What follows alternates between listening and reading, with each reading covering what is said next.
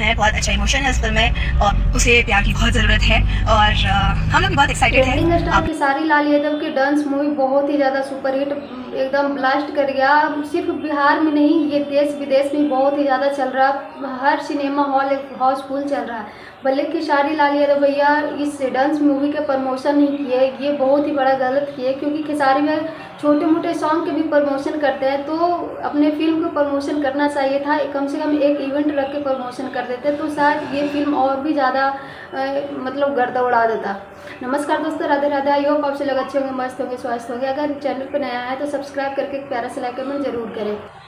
वैसे खेसारी भाई की डांस मूवी बहुत ही ज़्यादा बवाल धमाल कर दिया और अभी देख सकते हैं कि 10 करोड़ प्लस ये मूवी से पैसा कमा लिए खेसारी भाई। जितना ज़्यादा खर्चा हुआ, जितना ज़्यादा मेहनत लगा, शायद उम्मीद है कि ये वसूली हो जाएगा, क्योंकि इस मूवी पर बहुत ही ज़्यादा खर्चा हुआ था, बहुत ही ज़्यादा मेहनत लगा। वैसे आप लोग ये मूवी देखे या नहीं, कमेंट में जरूर बताएं। Thank you, love you.